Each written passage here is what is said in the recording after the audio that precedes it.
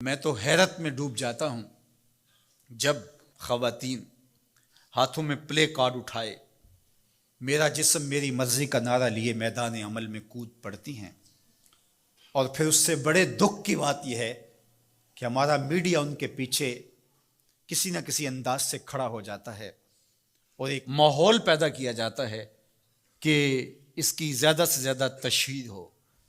میرا معاشرہ، میرا دین، میری مشرقی روایات، میرا کلچر، میرا تمدن، میری تہذیب اس کی حمایت نہیں کرتا۔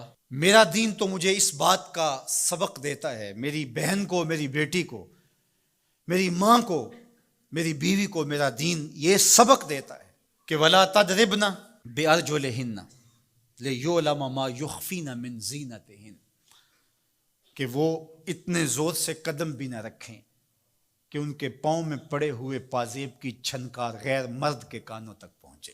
جو اسلام اپنی شہزادیوں کے پاؤں میں پڑے ہوئے پازیب کی جھنکار بھی غیر مرد تک جانے سے روکتا ہے، تو کیسے گوارا کیا جا سکے کہ ٹھمکے لگا کے عورتیں ہاتھوں میں پلے کارڈ اٹھائے بلند آواز سے نعرے لگا رہی ہوں اور جو ہے وہ دھمک دھمک کر کے جو ہے وہ اپنے حقوق مانگ رہی ہو۔ تم حقوق کس سے مانگتے ہو؟ محمد عربی نے تمہیں 14 صدیاں قبل حقوق دیے، اور اگر تم اسلام کو نہیں مانتی اور اسلام کے ضابطوں سے انحراف کرتی ہو تو تمہیں میں ایک نقشہ ماضی کا دکھانا چاہتا ہوں کہ تمہارے وجود کو بھی گوارا نہیں کیا جاتا تھا۔ اٹھا کر کے سسکتی بچی کو زندہ درگور کر دیا جاتا تھا۔ بھائی اس لیے کاٹ دیتا تھا کہ کل کوئی میرا بہنوئی نہ کہلائے۔ عکاس کے میلے میں بیٹوں کے ہاتھوں مائیں فروخت نہیں ہوئی؟ تذلیل کا اور کیا روپ تھا جو عورت نے نہیں دیکھا تھا؟ یہ تو اسلام کا فیض ہے کہ اسلام نے ماں کا روپ دیا، اسلام نے عورت کو بہن کا روپ دیا، عزتوں کی مسند پہ بٹھایا۔ بیٹیاں زندہ درگور ہو رہی تھی، میرے حضور نے کہا میری فاطمہ میرے جگر کا ٹکڑا ہے۔ اس کو بتایا کہ تو تکریم کی جگہ پہ ہے، تو عزت کے مقام پہ ہے، اور حضور علیہ السلام سے سیدہ ملنے آتی، حضور اٹھ کے استقبال کرتے۔ عورت کہتی ہے مجھے حق نہیں دیا گیا جتنے حق تجھے دیے گئے۔ مرد کو وراثت میں ایک حق دیا گیا، عورت کو 2 حق دیے گئے۔ وہ باپ کی وراثت میں بھی حق لیتی ہے، شوہر کی وراثت میں بھی حق لیتی ہے، اس کو 2 حق دیے گئے۔ تو یہ تو عزت اسلام کی دی ہوئی ہے، یہ تو وقار اسلام کا دیا ہوا ہے۔ اسلام نے تجھے تکریم کی مسند پہ بٹھایا ہے، اسلام تمہیں عزت کے مقام پہ بٹھایا ہے۔ تو آوارہ ہو گئی، تو ہاتھ میں پلے کارڈ اٹھائے بازاروں میں گھومنے لگی، آوارگی کو اپنا حق سمجھنے لگی۔ یہ تو نقص تھا، یہ تو جاہلیت کے زمانے کی عورتوں کا مزاج تھا۔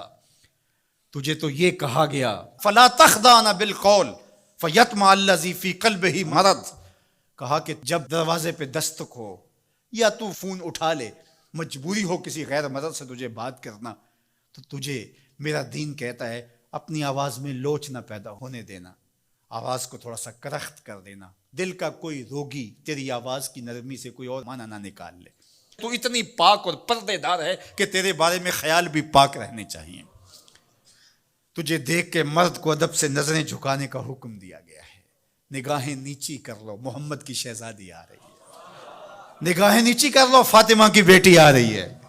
نگاہیں نیچی کر لو، عائشہ کی بیٹی آ رہی ہے۔